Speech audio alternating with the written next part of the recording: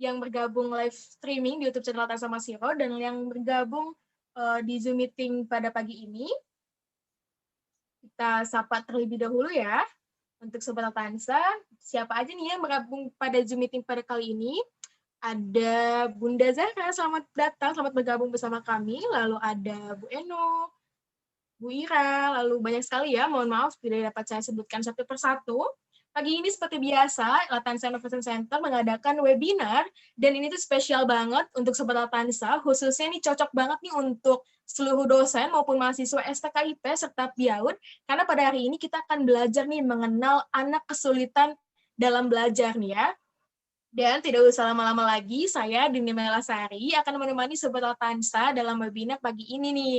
Sebelum kita mulai, kita akan mendengarkan sambutan terlebih dahulu nih dari Bunda Ruri. Apakah sudah bergabung? Assalamualaikum Bu Ruri. Waalaikumsalam Teh Dini. Alhamdulillah, mangga Ibu, dipersilahkan. Terdengar suara saya ya? Sudah Bu, sudah. Oke. Terima kasih untuk Teh Dini. Bismillahirrahmanirrahim. Assalamualaikum warahmatullahi wabarakatuh. Waalaikumsalam warahmatullahi wabarakatuh. Ya, salam sehat untuk kita semua. Terima kasih banyak. Sebelumnya berkenan mengizinkan saya untuk memberikan sambutan pada pagi hari ini yang kebetulan mewakili Prof. Filikus karena beliau sedang sibuk di Zoom meeting yang lainnya ya. Jadi semoga walaupun saya berikan sambutan tidak mengurangi esensi pada webinar pagi hari ini. Baik, terima kasih sebelumnya saya ucapkan untuk narasumber kita nih pagi hari ini Bunda Zahra ya. Tadi pagi baru sempat bersapa ya untuk pertama kali dengan Bunda Zahra. Saya pribadi mewakili Prof. Yule mengucapkan terima kasih yang banyak sekali untuk Bunda Zahra karena berkenan memberikan ilmu tentang kesulitan anak dalam belajar. Karena Bun, pengalaman dari Ruri yang punya 5 adik, itu mereka ini punya karakter belajar yang berbeda-beda. Jadi kita sebagai orang tuanya atau walinya itu harus memahami bagaimana pola belajar mereka gitu ya Bun. Jadi beruntung banget nih untuk peserta webinar pada pagi hari ini bisa diskusi langsung, sharing langsung sama Bunda Zahra gimana sih tips and triknya untuk mengatasi anak-anak yang kesulitan dalam belajar gitu ya Bun ya. Karena kita tahu ya tidak ada sekolahan, tidak ada kampus-kampus atau bahkan tidak ada istilahnya apa ya LPK yang memang khusus mengkaji ilmu tentang memahami anak gitu ya. Jadi sebenarnya momen yang sangat bagus sekali untuk mengikuti webinar pagi hari ini ya. Dan saya ucapkan terima kasih banyak juga untuk Latansa Innovation Center yang selalu siap gercep gitu ya, memberikan dan menyiapkan fasilitas Zoom ininya sehingga webinar pada pagi hari ini berjalan dengan lancar begitu ya. Jadi intinya saya sangat antusias sekali Bunda Zahra karena pertama kali Prof. Yule menyampaikan bahwa materi ini kira-kira cocok enggak gitu. Saya langsung cocok banget Prof gitu ya karena untuk dosen-dosen, untuk ini terutama dari STKIP apa dari PIAUD kan mesti memahami nanti gimana caranya memberikan atau mengajarkan anak-anak ya gitu. Jadi pas banget saya langsung antusias banget untuk mengikuti webinar pagi hari ini gitu ya Bun ya. Nggak banyak kali sambutan dari saya ya Bunda Zahra dan peserta webinar untuk di Zoom dan kanal YouTube-nya Latansa Masiro. Intinya saya antusias sekali. Terima kasih banyak untuk semua pihak yang berpartisipasi dalam kegiatan webinar ini. Dan ada sedikit quote of the day buat webinar pagi ini di Teh Dini. Ya, jadi anak itu bukan miniatur manusia. Setiap anak punya potensi yang unik. Tergantung bagaimana kita sebagai orang tuanya mengembangkan potensi unik tersebut sesuai bakat dan minat yang dimiliki oleh anak-anak kita gitu ya. Jadi bukan sesuai dengan keinginan orang tuanya. Sekian dari saya, terima kasih banyak. Assalamualaikum warahmatullahi wabarakatuh. Waalaikumsalam warahmatullahi wabarakatuh. Terima kasih banyak kepada Bunda Ruri yang sudah memberikan sambutan kepada kita pagi hari ini. Oke, langsung saja. Tidak usah lama-lama lagi ya Bun ya, karena kita sudah tidak sabar nih untuk belajar bagaimana sih mengenal anak kesulitan dalam belajar ya. Dan kita langsung saja kepada Bunda Zahra, dipersilahkan nih Bunda.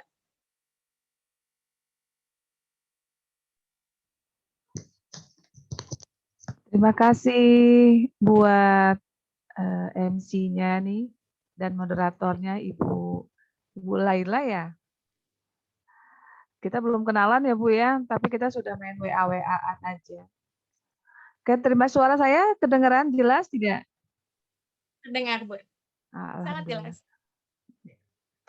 Oke, terima kasih. Assalamualaikum warahmatullahi wabarakatuh. Selamat pagi buat semuanya. Alhamdulillah hari ini kita bisa hadir di dalam Zoom. Kebetulan Profesor ngundang saya untuk mengisi di, katanya bilangnya kuliah umum, tapi memang rata-rata memang anak-anak mahasiswa STKIP. Di sini saya akan membahas tentang bagaimana sih kalian bisa mengenal anak-anak berkebutuhan khusus, salah satunya adalah anak-anak yang mengalami kesulitan belajar. Tapi nanti kalian juga harus paham apa saja yang dikatakan anak-anak dalam berkebutuhan khusus. Karena kita tidak tahu ya, suatu saat nanti ketika kalian sekolah sudah lulus, lalu kalian mengajar di SD, SMP, dan di situ kalian bisa menemukan, oh ternyata ada anak berkebutuhan khusus di sini. Jadi anak berkebutuhan khusus, dikatakan anak kesulitan belajar, adalah bukan anak-anak yang hanya kelainan fisik saja, tetapi banyak hal yang kalian juga perlu ketahui, di mana kita bisa memahami bahwa cara-cara menangani atau cara-cara kita memberikan treatment atau pengajaran itu nanti kalian akan bisa belajar di sini. Oke, kita mulai saja mungkin dengan materi. Kalian sudah tahu ya nama saya. Saya Ibu Zahra Zakaria. Sebenarnya nama saya itu panjang Zahra Zakaria. Kebetulan saya karena tadi MC-nya belum mengenalkan kurikulum Putih ya, jadi saya jadi yang mengenalkan saya saja ya, nggak apa-apa ya. Saya sudah punya anak 3, cucu 1. Jadi anak saya yang pertama juga dari psikologi, tapi dia tidak mau mengikuti saya jejaknya. Waktu itu dia pernah praktek dengan ikut saya, lalu dia bilang, "Saya kayaknya nggak sanggup deh Bu, aku ikut Ibu ngajar untuk anak-anak berkebutuhan khusus. Aku nggak kayak Ibu yang sabar," katanya. Akhirnya dia bekerja di Indosat gitu ya. Jadi saya tidak memaksakan, walaupun saya yang memaksakan dia untuk kuliah di psikologi, tetapi pada kenyataannya ketika dia sudah mulai mau bekerja, bekerja, saya kasih praktek, dia tidak sanggup untuk mengikuti jejak saya. Yang kedua, dia sudah punya anak 1, jadi cucu saya 1 sudah menikah juga dia. Yang kedua sudah menikah juga, dia bertugas, laki-laki bertugas di Medan, kebetulan istrinya dokter gigi. Dan yang ketiga itu baru masuk semester ke-6. Nah, saya bekerja di, selain saya mengajar di kampus, saya juga punya klinik anak untuk bertumbuh kembang di Syekina, di Cikarang, dengan satunya lagi ada di Kuningan, Jawa Barat. Nah, itu mungkin sekilas siapa saya. Oke, bisa dimulai Mbak Dini, silakan untuk slide-nya.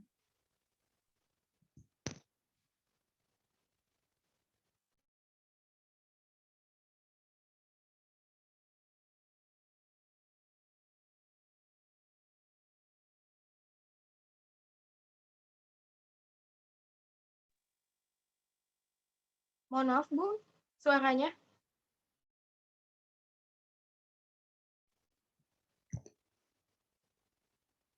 Sudah? Oke. Ya, Sudah. sudah muncul sebetulnya. Ya, Ya, slide-nya sudah tampak di layar Bunda? belum? Belum ya? Iya. Sudah ya. Kesulitan belajar ini L-nya kurang ya. Nah, ini dia bagian dari salah satu dalam kesulitan belajar ini. Kalau kita menulis salah, ada salah huruf seperti saya, kesulitan belajar. Nah, ini harus ada koreksi. Kalau misalnya kalian lihat, Bu, ada kesalahan. Nah, ini namanya lisping. Lisping itu menghilangkan 1 atau 2 huruf. Nah, ini bagian dari kesulitan belajar. Jadi kalau kalian menulis mau ngomong kucing atau nulis kucing tapi eng-nya hilang atau kurang 1 huruf, itu kita mengalami kesulitan belajar juga sebenarnya. Tapi kita tidak sadar bahwa yang dikatakan anak kesulitan belajar adalah anak-anak yang terlihat bermasalah. Nah, di dalam diri kita sendiri pun sebenarnya ada sedikit sekali ya, tidak banyak, tapi sedikit kita mengalami kesulitan belajar. Oke, lanjut lagi.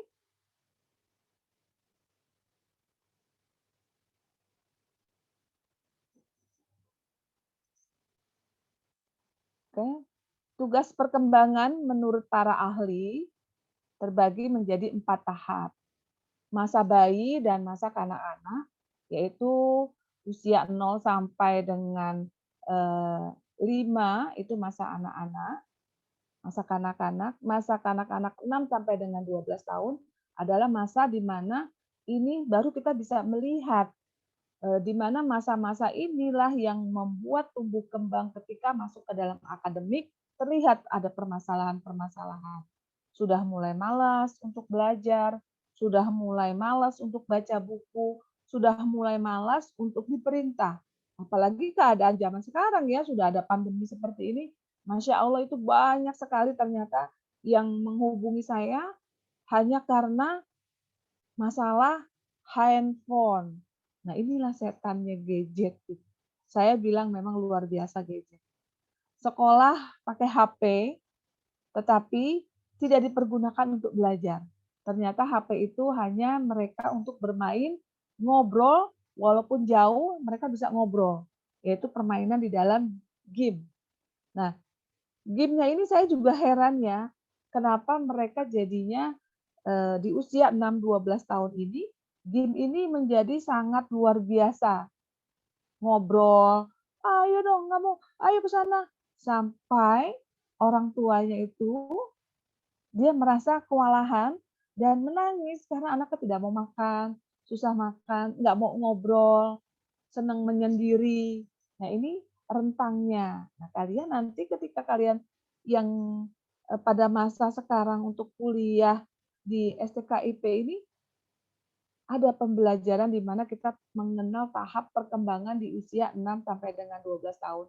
Banyak sekali nanti yang akan kalian temukan ketika kalian sudah mengajar. Nah, masa remaja yang ketiga, masa remaja atau adolescent. Nah, ini usia 13 sampai dengan 18 tahun di mana dia sudah mulai memahami jati dirinya, dia sudah mulai memahami aku sudah bisa yang mana yang baik dan tidak menurut dia. Menurut dia ya, bukan menurut orang tua atau guru. Tetapi biasanya di usia-usia 13 sampai dengan 18 tahun ini itu butuhnya pendekatan. Nah, ketika kalian sudah belajar psikologi, ortopedagog, pedagogi itu kan nanti ada ya di STKIP. Sekarang saya pernah mengajar di STKIP, tapi saya hanya mengajar untuk khusus perkembangan saja. Dan itu ada pembelajaran di mana kalian nanti harus mengenal bagaimana sih mendekatkan bentuk sosio-emosional kepada anak usia 13 sampai dengan 18 tahun. Kalau kalian sudah mempelajari itu, saya yakin kampus apa namanya tadi kayak namanya itu bagus, tapi saya tuh kalau mau ngomong itu takut salah karena luar biasa nih subhanallah nama kampusnya. Ini kalau misalnya kampus ini mengembangkan calon-calon para guru yang luar biasa dari segi perkembangan bentuk psikologinya, saya yakin jebolan-jebolan anak muridnya tuh nanti luar biasa baik-baik, secara agama dia baik, attitude-nya baik, perilakunya, behavior-nya dia baik. Karena anak-anak di dalam usia 0 sampai dengan 18 tahun ini itu adalah bentuk suatu pendekatan di mana mereka mengetahui apa sih yang harus aku lakukan, apa sih yang harus aku ketahui di dalam bentuk pembelajaran ketika dia sudah mulai keluar di lingkungan sekolah, di lingkungan rumah atau di lingkungan luar. Yang keempat adalah dewasa.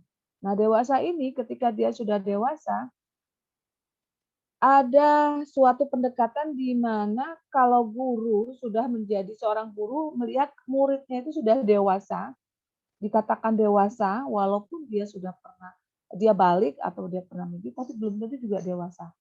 Karena kedewasaan itu adalah suatu pilihan. Ingat ya, dewasa adalah pilihan.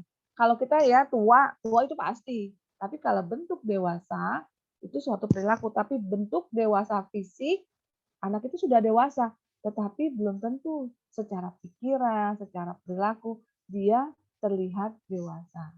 Nah, ini yang harus kalian benar-benar harus kita belajar untuk memahami di mana perkembangan anak itu sangat penting, apalagi di dalam masa pandemi seperti ini. Lanjut lagi.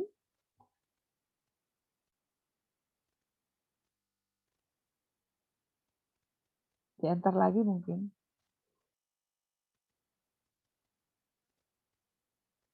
Mengenali anak berkebutuhan khusus pada anak kesulitan belajar.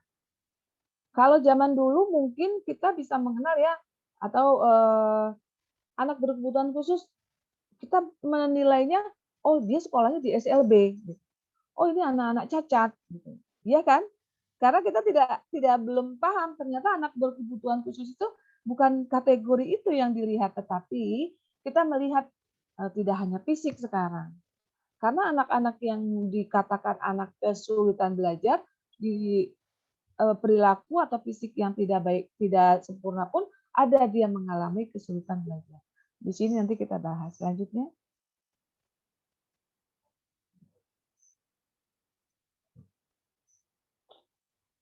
Satu-satu dulu aja. Ya. Jenis anak berkebutuhan khusus menurut Sidiknas nih pasal 32 ayat 1. Tunanetra atau low vision, kurang penglihatan. Orang tunanetra dulu waktu zaman saya kuliah masih di IKIP ya dulu saya. Saya kuliah itu campur, ada teman saya juga, ada 2 orang tunanetra. Dia mengikuti kuliah. Dan sekarang pun dia sudah jadi guru, tapi guru di khusus untuk orang-orang tunanetra. Saya belajar dari dia untuk mengenal apa sih low vision itu. Gitu. Saya berpikir low vision itu ya sudah kita hanya melihat, terus kita kurang jelas, lalu pakai kacamata. Ternyata low vision, kurang penglihatan itu dia butuh terapi, butuh bimbingan. Saya aja sampai bilang ke teman saya pernah kuliah terlambat, lalu saya jalannya tergesa-gesa gitu. Saya langsung duduk di samping dia, tapi saya tidak ada suara. Saya ditegur sama teman saya yang tunanetra ini, Budi namanya, ingat banget saya. Tiba-tiba dia sambil berenang, dia kepalanya ngedeketin saya, kamu terlambat ya, Rah, gitu. Padahal saya tuh tidak ngomong, maaf Pak, saya terlambat. Karena pada saat itu lagi kuliah kan. Jadi kita tuh benar-benar langsung masuk, duduk, gitu, langsung napas mungkin. Terlambat lu, Rah, sambil gitu dia. Terus saya bilang, kok kamu tahu sih, ini gue. Kamu gedebak-gedebuk kalau jalan, gerasak-gerusuk kalau jalan. Jadi ternyata Budi ini seorang yang tidak pernah sama sekali melihat ketika dari bayi sampai dia dewasa. Dia bisa punya indera yang Allah ciptakan, dia bisa paham ini orangnya, ini teman saya, ini tidak baik. Dia paham. Ternyata dari perilaku kita yang gedebak-gedebuk, gerasak-gerusuk itu dia bisa menilai. Nah, inilah kebutuhan khusus yang Allah kasih ternyata membuat saya semakin senang sekali untuk belajar memahami tentang anak-anak berkebutuhan khusus ini. Dulu saya mau belajar tentang anak tunanetra hanya sebentar, cara jalan, cara belajar braille yang saya pahami. Tetapi saya tidak sanggup untuk memahami bagaimana ketika saya bertemu langsung dengan 10 orang tunanetra. Nah, itu saya tidak bisa. Saya hanya belajar ngomong bisa, dia mendengar.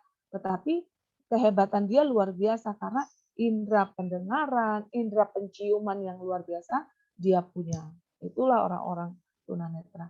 Sekarang saya punya pasien, punya klien, anak low vision, matanya bisa melihat. Bisa melihat, dia tahu gitu. Tapi kacamatanya itu tebelnya seperti pantatnya Coca-Cola atau teh botol ya. Itu kelas 3 SD, dia mulai parah-parahnya mengalami low vision itu, kacamatanya itu tebal sekali, setebal pantatnya teh botol gitu. Dan pada saat itu saya mencoba gitu. Namanya waktu itu siapa ya? Fikri atau Edric ya. Saya orangnya selalu ingin merasakan gitu. Ketika rasa jadi tunanetra, saya waktu latihan kuliah itu saya maunya merem. Saya pakai shell di mata saya karena kenapa kamu begitu? Saya ingin mendalami rasa, saya ingin merasakan bagaimana ketika Allah berikan saya tidak bisa melihat.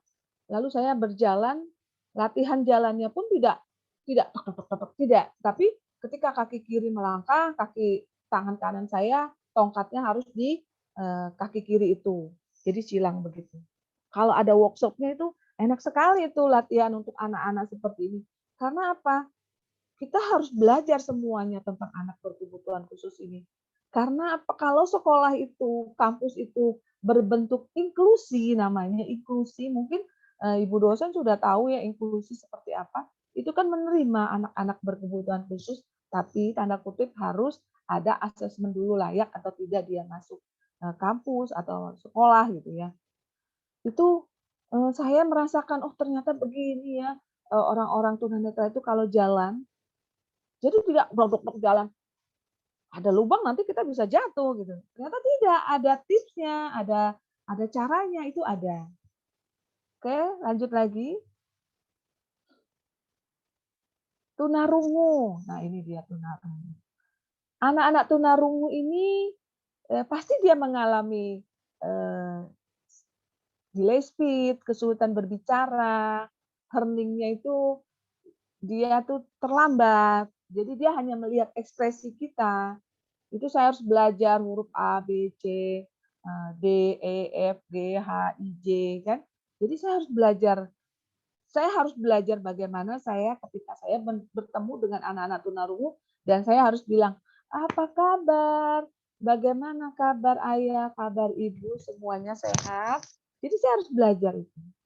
Sampai saya kalau dulu sama suami saya tuh, dia minta diajarin bagaimana saya mengungkapkan rasa. Jadi saya hanya ngajarin gini aja.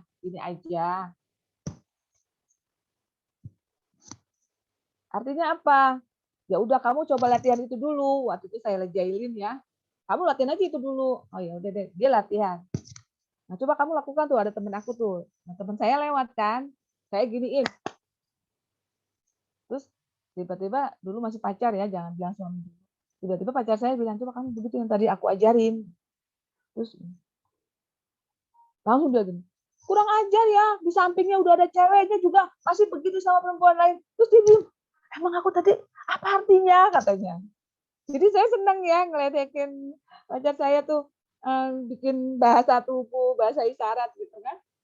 Nah kalau kalian seperti itu ada nanti misalnya STKIP ada nanti misalnya di S1-nya ada jurusan nanti untuk kelompok A, B, C gitu kan untuk anak-anak berkebutuhan khusus bagian tunanetra, tunarungu, tunawicara atau kesulitan belajar, khusus kesulitan belajar. Jadi ada 3 tahap, itu luar biasa banget. Itu luar biasa, itu yang hanya punya itu kan di UNJ sama di Solo. Kalau seandainya kampus kampus apa tadi Mbak Dini coba disebutkan Ibu Latanza ya? Latanza Masiro, Bu. Kalau Latanza Masiro menjebolkan mahasiswanya untuk bisa dia ada gabungan nanti khusus untuk anak pesan belajar, dia nanti tuna-tunaan kan banyak. Ada anak yang gifted children atau anak yang berbakat, itu ada luar biasa. Karena itu cuma ada di UNJ sekarang atau di Solo. Oke, lanjut lagi. Nah, ini tunagrahita. Yang mungkin kita sering lihat adalah anak-anak tunagrahita yang mereka mempunyai IQ di bawah 50, paling tinggi hanya 70. Tunagrahita ini adalah anak-anak yang seperti anak-anak Down syndrome, anak-anak yang mempunyai kita bilangnya kadang bahasa yang kita punya tuh anak-anak idiot ya. Kita kadang bilang idiot gitu. Itu adalah suatu nama, memang ada idiot, imbecile, debil, itu ada terakhir idiot. Itu sangat rendah sekali idiot. Tapi kadang saya kalau ada orang bilang, "Ah, dasar idiot," saya yang suka langsung bicara, langsung saya bilang, "Saya nggak suka ya kalau kamu bilang idiot, ngatain orang." Karena idiot itu adalah Allah menciptakan manusia kesempurnaan bermacam-macam termasuk idiot.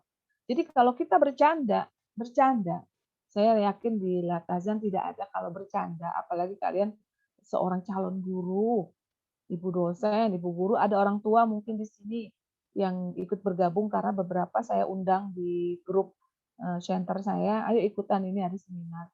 Kebetulan saya yang bicara. Kalau bergabung, jangan berbicara mengatain orang, ucapan itu kata idiot. Karena itu adalah suatu memang nama idiot di mana ketika kita nanti menemukan dia seringnya ngeces, melihatnya tatapannya, ekspresinya kosong, mulutnya sulit merapat gitu kan, jadi terbuka saja. Beda ya kalau misalnya di luar sana kalian melihat orang-orang skizofrenia atau jiwa, orang-orang yang kita suka bilang itu ada orang gila gitu ya. Dia itu kenapa seperti itu karena bawaan.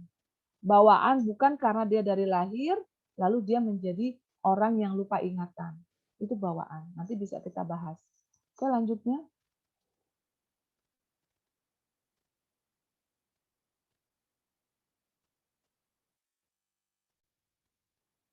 Tunadaksa.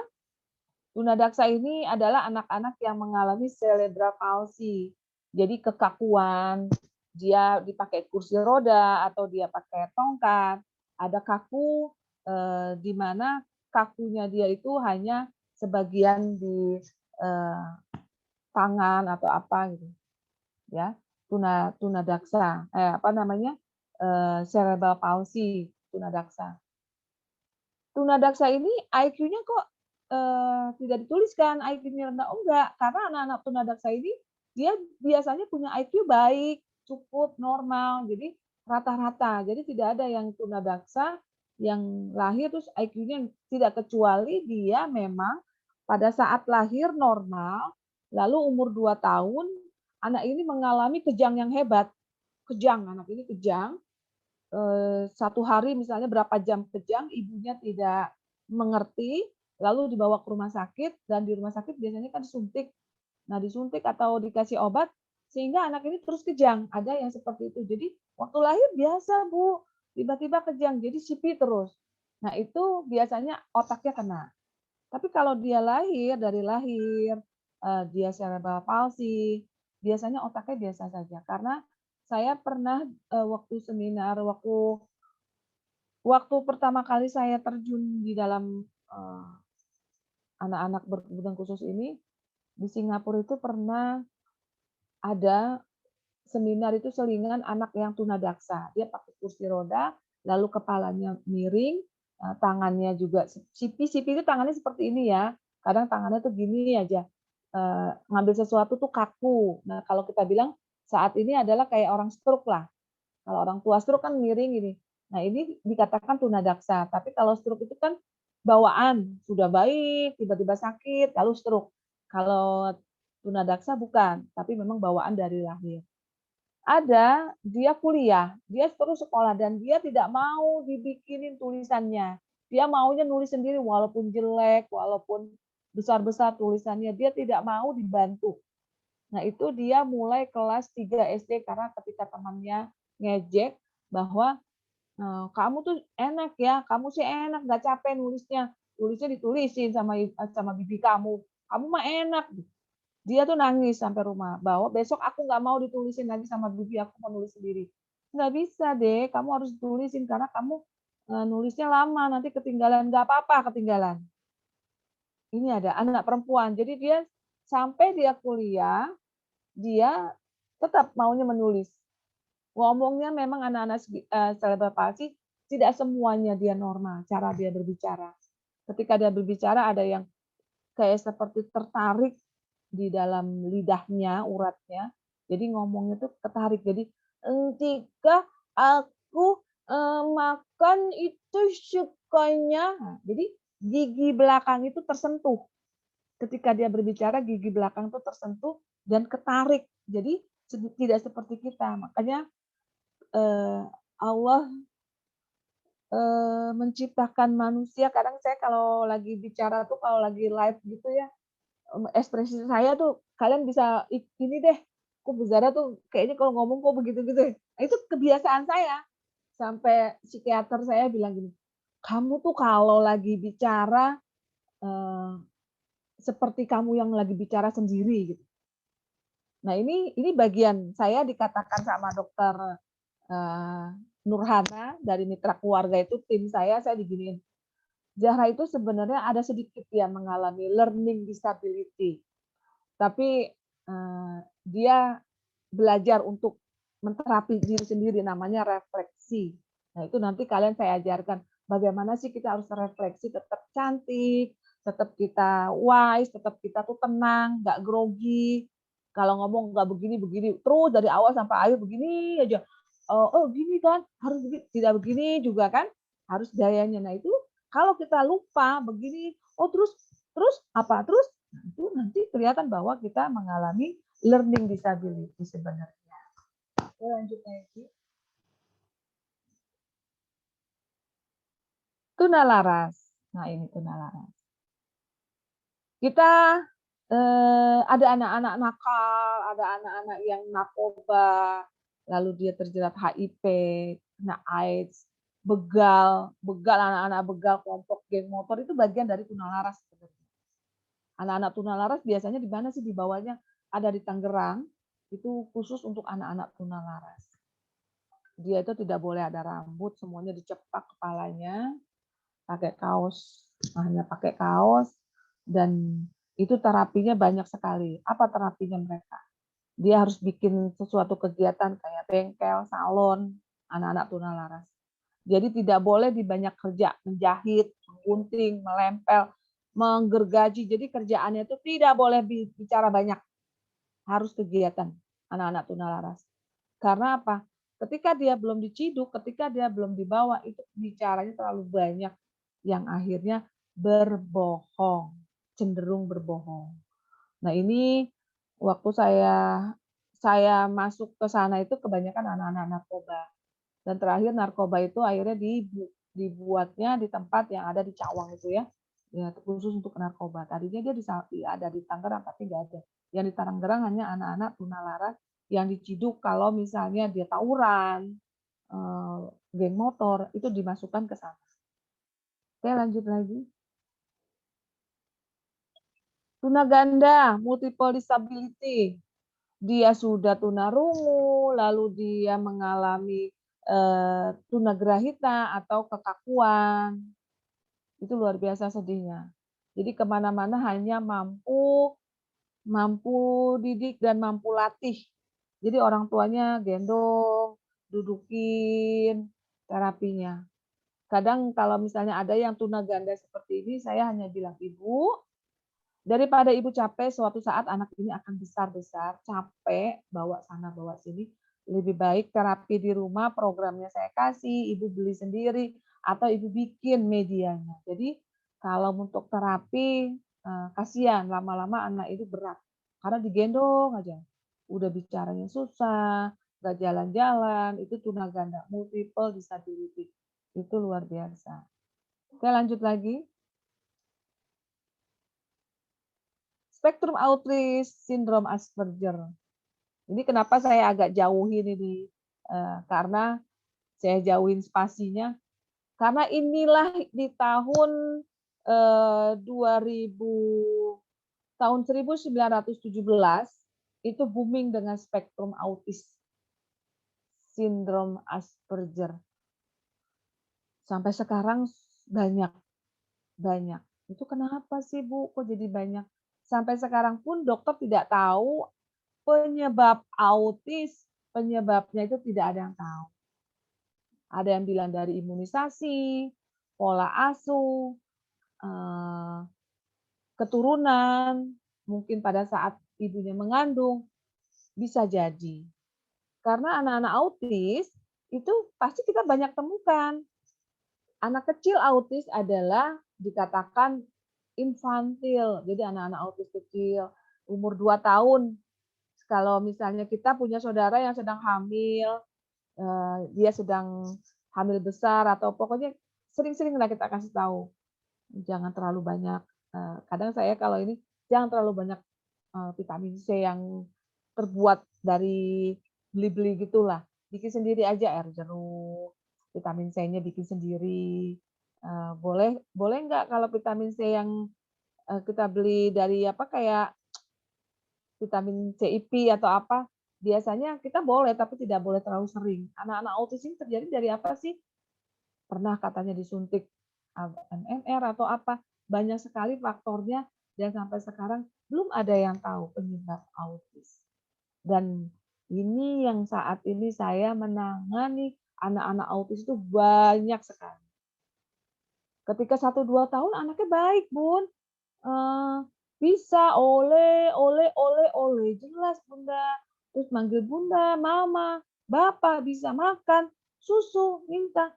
Tapi tiba-tiba umur 2 tahun hilang. Diem anaknya, menyendiri gitu, terus senangnya ngumpet. Terus senang lihat mobil-mobilan dibalikin lalu diputar-putar aja. Terus senang lihat kipas angin, kalau ngeliat kipas angin tuh sampai kayaknya matanya nggak berkedip, terus liatin terus. Dan tidak tahu yang namanya bahaya, klakson, ada mobil atau apa, jalan-jalan aja.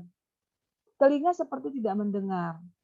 Jadi dia tidak tahu anak-anak autis ini kalau yang belum pernah terapi, dia tidak tahu ketika dipanggil namanya. Bagas, misalnya. Bagas, ibunya bingung waktu anaknya itu ada contoh satu, ketika umur mau 3 tahun, dipanggil tidak menoleh anak ini, terus kalau tidur malam, di atas jam 11 malam masih tidur. Dan paginya dia tidur, sementara malam dijadikan pagi. Belum tidur jam 11, tidur jam 2, jam 3, jadi orang tuanya bergadang terus, anak-anak autis ini. Dan seringnya ngomongnya gini, ngomongnya kayak berkumur-kumur. Terus minta sesuatu yang tadinya bilang susu, ini tiba-tiba ibunya di tangannya dipegang, lalu ditariklah ke misalnya minta susu, tangan ibunya diambil suruh ke botol susu. Minta kue, tangannya diambil minta kue. Kan kalau kita, ayo ambil aja sendiri, dia nggak ngerti disuruh ambil sendiri. Disuruh ke sini juga dia paling bingung. Terus tangannya flapping begini. Flapping, lalu seneng benda sesuatu ya kalau senangnya megang tutup botol, ya udah tutup botol, ada taktuk.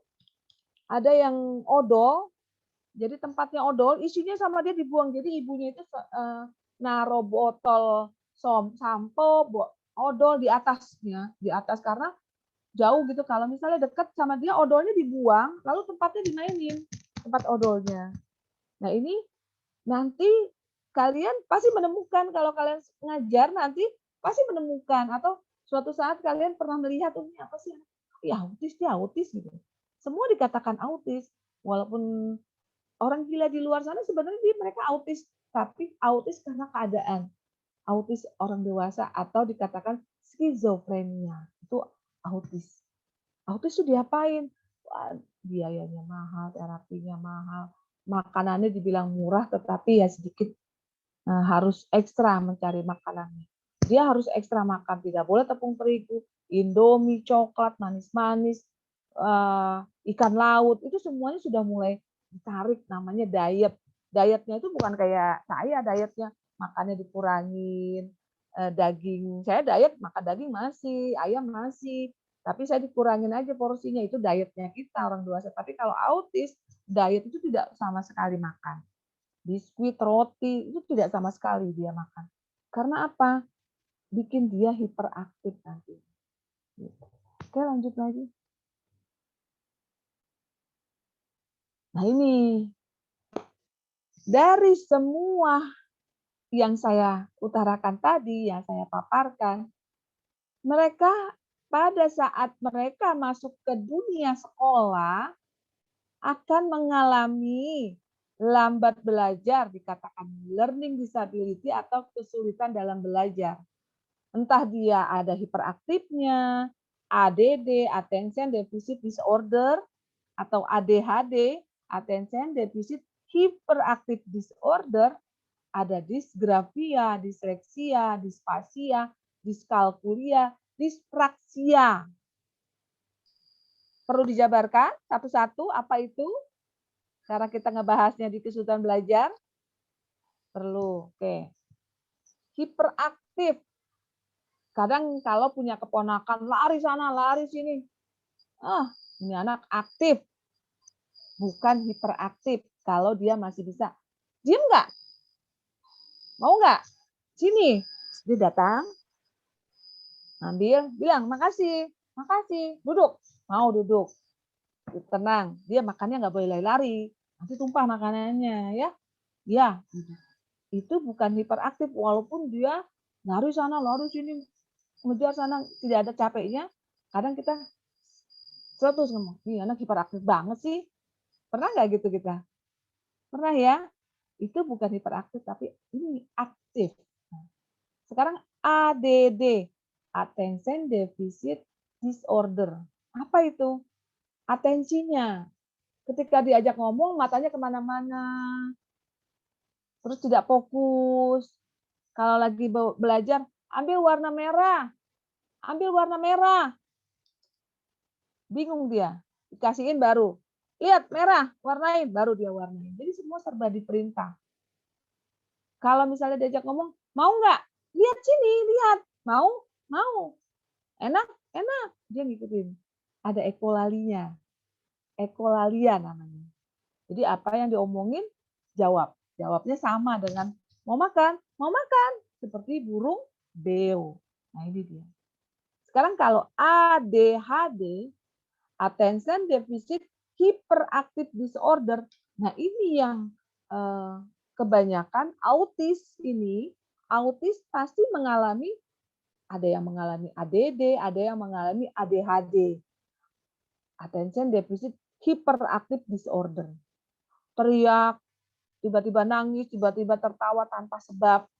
Nah, ini biasanya autis itu lengkap isinya. Autis itu lengkap isinya, dia pasti mengalami disgrafia. Disgrafia apa? Menulis. Jadi kalau misalnya teman-teman di sini, teman-teman mahasiswa, kalau kalian menulisnya malas, udah jelek tulisannya, besar-besar, kalau dokter mah nggak, kalau tulisan jelek nggak apa-apa, asal kebaca. Dokter aja tulisan jelek, dia duitnya banyak ya, nggak apa-apa tulisan jelek, asal kebaca. Nah, orang-orang yang tulisannya udah besar-besar, tumpuk-tumpuk, terbalik-terbalik, dia mengalami disgrafia. Jadi ketika disuruh tulis A, tidak ada penyampaian ke otaknya, simbol huruf A itu tidak diterima, sehingga dia untuk menulis huruf A-nya itu kesulitan. Karena gerakan huruf A, satu ke bawah, lalu ke bawah lagi, baru garis. Nah, ini yang membuat dia sulit mengikuti. Jadi kalau misalnya anak-anak seperti ini dia mau nulisnya bikin A-nya bulat terus garis, biarkan saja. Karena yang penting kebaca A. Tetapi kalau di dalam ilmu kita, anak ini mengalami kesulitan dalam menulis. Yang kedua, lanjutnya disleksia. Nah ini disleksia. Kalau dia sudah kelas 6 atau kelas 1 SD, sudah mulai semester kedua, ternyata kok bacanya nggak nyangkut-nyangkut, selalu salah. Ketika dia baca, lupa lagi. Disleksia, dia kesulitan dalam membaca. Kebanyakan memang anak-anak disleksia ini, kalian pernah mungkin mendengar apa itu disleksia? Dia kesulitan dalam membaca. Dia hanya sulit untuk menemukan simbol-simbol dan terbalik-terbalik hurufnya. Misalnya P, kebalik pantatnya B, D, huruf besar, huruf kecil B, D-nya itu terbalik. Seperti melihat kaca kalau anak-anak disleksia. Jadi kalau mau belajarnya bagaimana? Ya kita terangkan bahwa M seperti burung misalnya, M seperti misalnya M seperti kursi, M seperti kursi 2, B perutnya gendut di depan 2, atau B kecil perutnya di depan, kalau D perutnya di belakang. Jadi memakai simbol. Kalau misalnya orang tuanya mengajarkan, harus ada simbol-simbol. Disfasia, nah disfasia ini kesulitan dia di dalam menuturkan kata-kata. Sulit. Jadi kalau mau anak-anak ini belajarnya pelan-pelan ngomongnya. Pelan. Coba bilang, saya mau makan. Saya mau. Jadi ada jeda. Misalnya ada anak kecil nih cerita, mama tadi kan aku itu apa? Itu tadi apa ya? Itu tuh ma.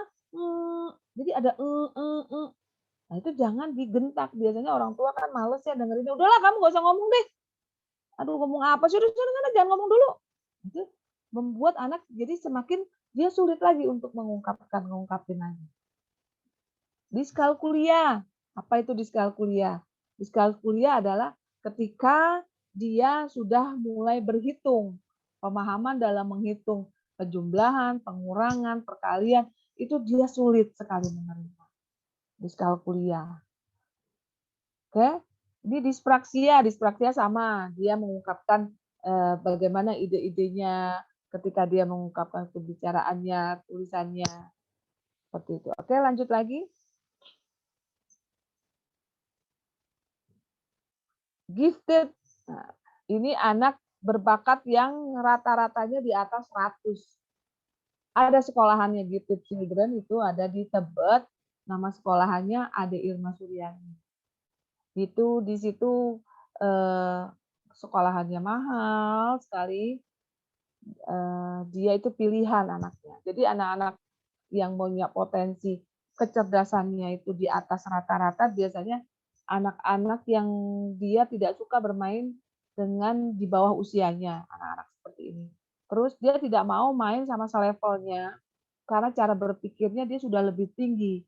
Jadi dia lebih senang bermain sama orang-orang yang di atasnya. Di atas usia 2 tahun. Nah, itu dia lebih senang seperti itu. Oke, lanjut lagi. Ini pun sama, multitalenta. Jadi anak ini mempunyai multiple intelligence, di mana secara dia berbahasanya, matematiknya bagus, visual spottering bagus, body linguistiknya bagus, atau dia di musikal. Jadi anak-anak yang mengalami kesulitan belajar, biasanya dia punya kemampuan talentanya ada. Sepertinya misalnya dia bagus sekali di musik, tapi dia memang anaknya nggak bisa baca. Bacanya itu tidak pintar, tidak bisa langsung cepat seperti teman-temannya, tapi dia punya keberbakatan atau talenta di mana? Di musik. Itu diarahkan supaya anak ini tetap bisa menunjukkan bahwa kemampuannya sehingga dia percaya diri. Karena kalau anak-anak percaya diri, pasti secara dia berpikir, secara dia untuk mengungkapkan ide itu lebih cepat. Jadi kalau anak-anak disleksia, jangan cepat diganggu atau digentak-gentak, dimarahin, itu buyar hurufnya. Jadi nanti kalau misalnya teman-teman di sini udah belajar atau sudah ada yang mengajar atau buka kursus baca tulis, jangan sekali-sekali, kamu tuh gimana sih lupa lagi ini. Dia itu akan diem, dengerin suara kamu, muka kamu marah aja. Bukan apa yang kamu omongin didengar, enggak. Ditanya lagi hurufnya tuh pasti terbang hurufnya. Ditanya lupa lagi. Nah di sini kita harus banyak belajar tahu bagaimana kita harus menangani anak-anak yang mengalami berkebutuhan khusus. Lanjutnya, lanjut lagi.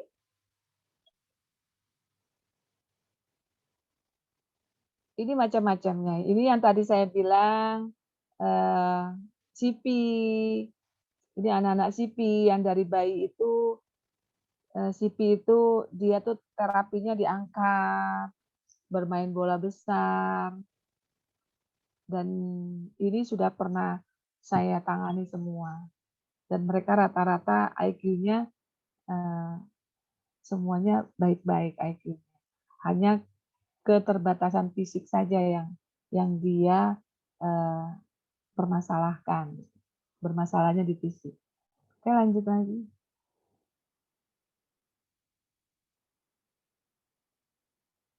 Ini bagian-bagian dari gejala anak autis. Jadi ketika nanti kalian sudah mulai mengajar, ada orang tua yang menitipkan anaknya bahwa dia bercerita bahwa anak saya ini sedang terapi behavior atau apa itu bagian dari terapi untuk anak-anak berkebutuhan khusus. Anak-anak autis ini pasti mengalami kesulitan bersosialisasi dengan teman-temannya. Nah, disinilah kita sebagai guru yang bisa mensosialisasikan kepada teman-temannya bahwa teman kalian ini si A ini butuh ajakan, butuh obrolan, ajak supaya dia merasa tidak tersisih dan dia butuh untuk ngobrol, melatih bicaranya agar dia tidak mengalami delay speech atau kesulitan dalam berbicara. Lanjut lagi. Karena anak-anak autis ini dia satu ciri-cirinya memang nggak mau sosialisasi, kesannya kayak sombong gitu. Senyumnya jarang, anak-anak autis ini udah sosialisasinya nggak ada, senyumnya jarang, tiba-tiba tertawa sendiri, terus tiba-tiba nangis tanpa sebab. Itu nangisnya tuh kayaknya sedih sekali. Jadi kalau misalnya umur 3-4 tahun sampai dengan 5 tahun kalian nemukan anak-anak ini tiba-tiba itu ngapain? Senangnya mojok aja di dalam. Misalnya megang kertas ya sudah megang kertas aja. Tiba-tiba nangisnya itu sedih sekali.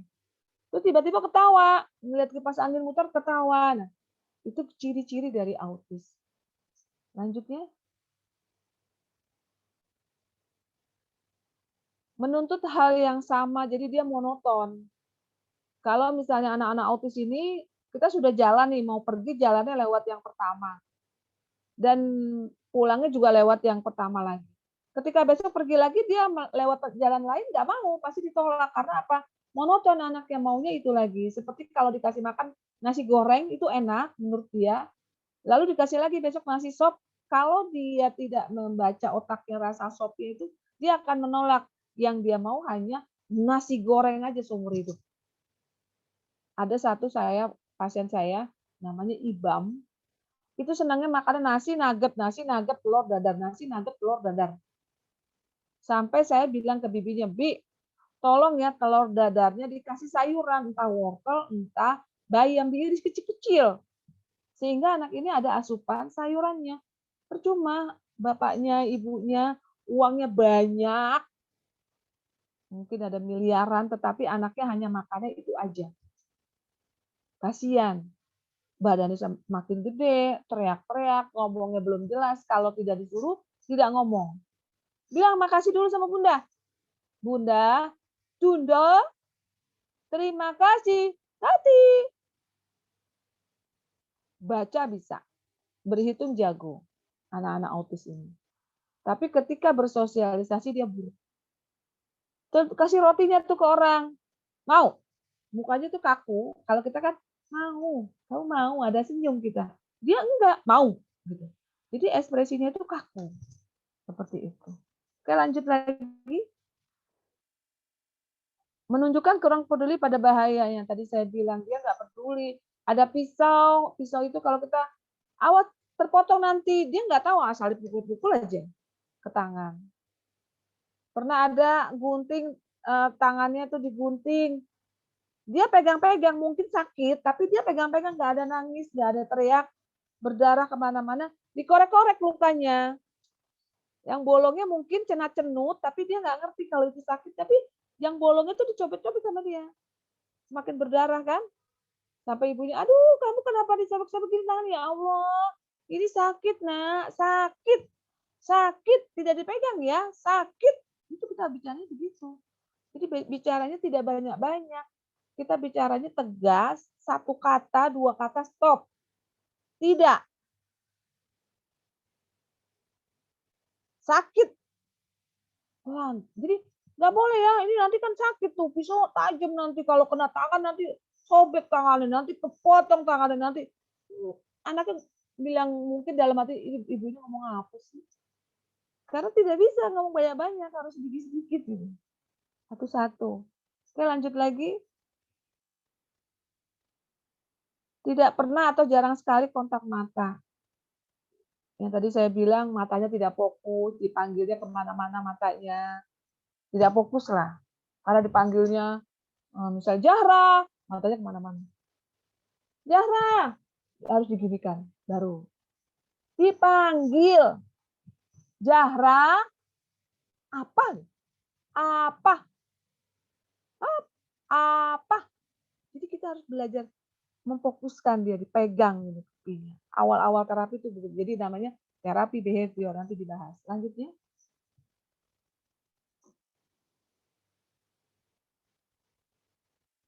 Menekuni benda yang tidak biasa dalam waktu yang lama. Jadi kalau misalnya ada anak-anak seperti ini langsung didudukin, dikasih meja, paling dilihat sama dia diberantakin, udah dia pergi lagi. Jadi tidak ada yang dia sampai awet sekali puzzle itu dipasang. Belum. Tidak bisa kalau dia belum pernah melakukan terapi behavior, okupasi terapi, sensori integrasi. Itu tidak akan pernah bisa karena memang anak yang bisa duduk bertahan dihitung detiknya. Seperti awal-awal saya terapi, berapa detik, Bu? Bunda, ini tadi duduknya cuman berapa detik, Bun? Cuman ada 3 detik atau 5 detik kan duduk. Lumayan. Besok didudukin lagi. Terapinya apa? Duduk doang. Ada kursi di depan kita, kitanya duduk di bawah dia sejajar.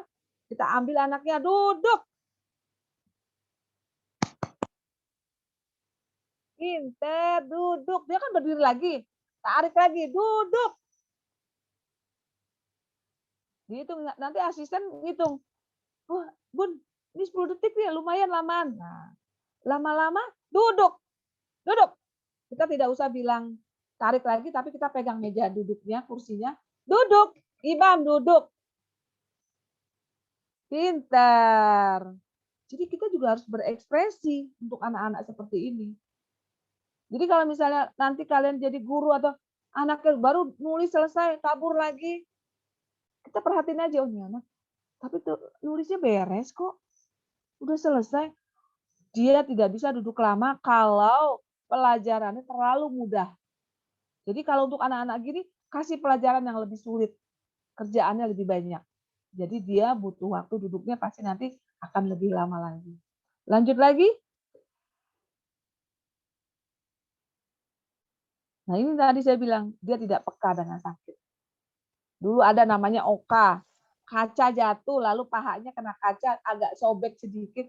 Itu yang sobeknya dikorek-korek sama dia. Pahanya dikorek-korek yang bolongnya. Saya yang ngelihatnya meremelek karena linu. Dia tuh tidak linu. Mungkin seperti ada di cenut-cenut dia tuh luar biasa. Inilah anak autis itu tidak ada rasa. Jatuh nggak nangis. Tapi kalau dia sudah terapi, pasti dia akan merasakan bahwa nah ternyata jatuh itu sakit. Oke, lanjutnya.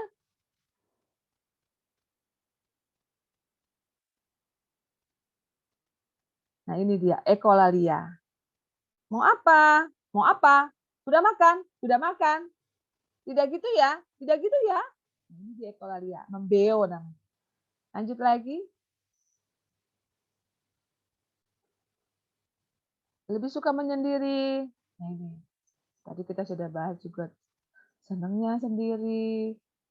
Nggak suka banyak orang. Kalau diajak ke mall dia nggak suka karena banyak pernak-pernik lampu, pasti nangis, pasti anaknya ngamuk, guling-guling gitu kan. Guling-guling atau distraction. Lanjut lagi.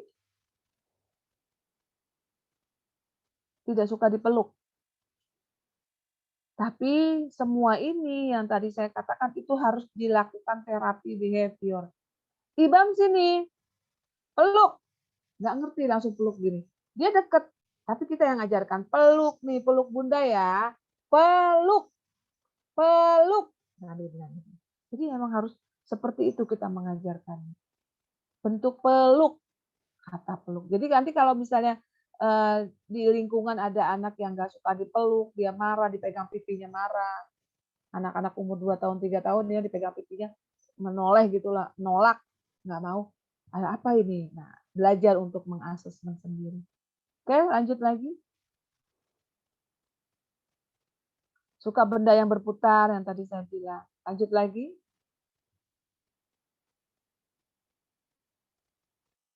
Stimulus untuk verbal, stimulasi verbal, dia tidak. Tidak bisa.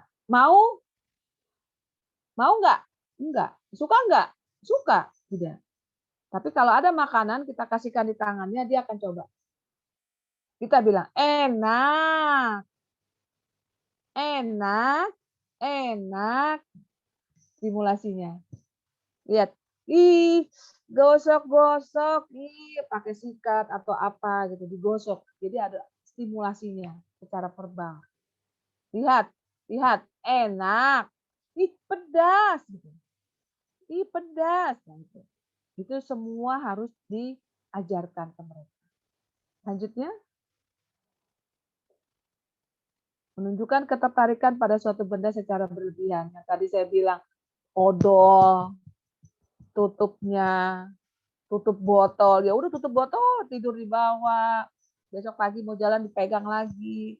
Odol, dikeplak, keplak, keplak, keplak, keplak, keplak, sampai kapalan ininya. Jadi senangnya dikeplak, keplak, keplak.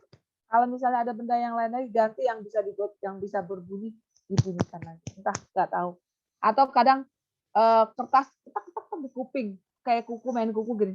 Ada tuh, mainnya kuku, senengnya punya ketak-ketak di kupingnya. Oke, lagi lanjutnya.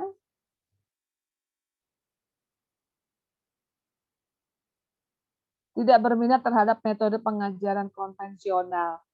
Jadi kalau nanti ketika kalian sudah mulai PPL, praktek lapangan, menemukan anak yang duduknya kemana-mana, kamu mengajarkan, selamat pagi anak-anak, sekarang ibu di sini akan mengajarkan menari misalnya. Dia tuh nggak akan paham untuk mendengar kita, duduk manis, melihat, enggak. Anak-anak kayak gini diapakan? Kita ambil, kita taruh samping kita, ya kita sekarang mau bergerak, kita pegang tangannya, suruh dia sebagai asisten aja, jadi leader. Kak, tolong ambilin itu sendalnya dirapiin. Suruh dia rapiin sendal. Ini buku kasih ke Ibu Elin misalnya, di sana tuh Bu Elin, kasih Bu Elin. Diperintah aja anak-anaknya. Supaya dia itu tidak asik dengan dunianya. Perintah, bawa. Pelan-pelan bawanya. Kasih air, dikerjain. Air, kasih baskom atau dikasih baki. Suruh jalan pelan-pelan. Tidak boleh tumpah. Kasih bapak. Sana. Suruh dia jalan bawa air, terapi. Jadi memang harus seperti itu, dikasih kerjaan yang membuat dia behaviornya semakin lebih tenang. Lanjut lagi.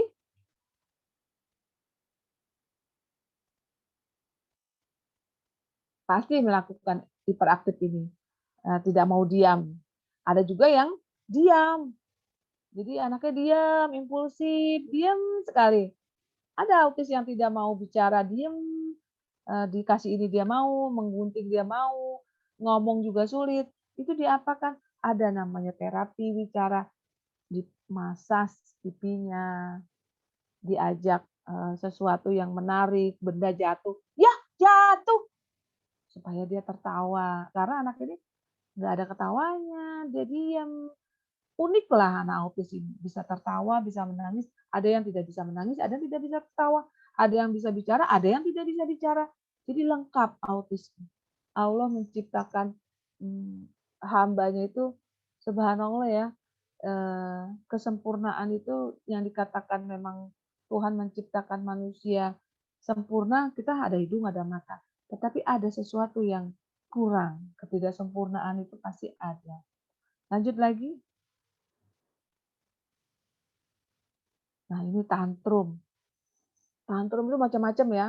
Ketika anak itu nangis, guling-guling, kalian menemukan anak nangis, guling-guling, jangan diangkat. Karena anak itu langsung badannya kayak belut. Nempel gitu. Kalau di tanah tuh ibaratnya nempel lah di tanah. Jangan diangkat, nanti kalian encok badannya.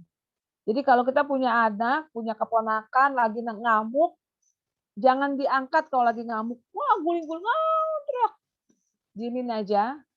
Bilang, ya sudah nangis dulu di situ. Dadah, tinggal ya. Dadah. Malu, mama malu atau kakak malu. Dadah, tinggal. Nanti dia akan bangun, dia walaupun lari-lari nangis, dia akan ikutin kita. Akan paham. Jadi jangan diangkat. Karena kalau sudah diangkat, nanti kita encok karena dia balik lagi ke lantai lagi. Dan suka menggigit. Saya sudah pernah digigit sampai bengkak. Untung saya pakai jas waktu saya lagi kerja itu, saya digigit. Apa yang saya lakukan? Saya hanya pencet ininya, gerahangnya dia nih, di pipinya, sama kupingnya saya pencet itu. Jadi dia gini, wah, gitu. Sensitif anak-anak autis ini kalau dipegang kupingnya dia masih karena dipegang doang kupingnya karena memang sensitif di sini. Makanya kuping-kuping itu kita perlu kalau lagi mandi nih, mandi kasih sabun tarik ke atas kayak kita berwudu ya tarik, terus pencet 1, 2, 3, 4 pasti ada sesuatu yang aduh kok sakit ya. Nah itu dia. Terus aja dipencet pelan-pelan. Itu bagian untuk supaya kita semakin lebih konsentrasi. Makanya anak-anak autis ini kan kenapa kita butuh terapi fisiknya dia, massage namanya. Itu saya sering banget mainin kupingnya dipencet-pencet. Karena apa? Bikin kita semakin lebih rileks, lebih terkonsentrasinya lebih baik. Oke, lanjut lagi. Sulit berkomunikasi. Dia susah untuk mengungkapkan sesuatu yang verbal. Mau susu, mau kue, enggak mau. Maunya teh, tidak bisa. Jadi dia hanya tarik tangan. Mau apa? Tarik kita, tangannya diajak ke susu. Nah. Mau apa? Oh mau makan, ditarik ke tempe misalnya. Oh mau tempe, bilang tempe. Lalu kita ambil tangan dia, ambil tempenya. Ambil. Jadi latih untuk ambil. Pegang, ambil, buang, lempar, kasih. Itu yang harus diajarkan. Lanjut. Nah ini. Motorik kasar. Apa motorik kasarnya? Melompat, lari, jalan, naik tangga, turun tangga. Dipanas-panas kakinya tuh. Motorik halusnya menulis, menggunting, mewarnai banyak sekali, meremas. Meremas kertas, sobek-sobek kertas, tepuk-tepuk tangan. Oke, lanjut. Ini tipe-tipe anak kesulitan belajar. Sebenarnya saya ada, tapi videonya susah. Kemarin mau dikirim tuh mau dimasukin video-video ada anak-anak masih di handphone. Saya kok nggak pinter ya, gaptek banget ya mau masukin video-video klien-klien saya. Ini loh anak-anak kesulitan belajar. Nah ini dia tulisan-tulisan anak-anak kesulitan belajar itu seperti ini. Hurufnya terbalik-balik.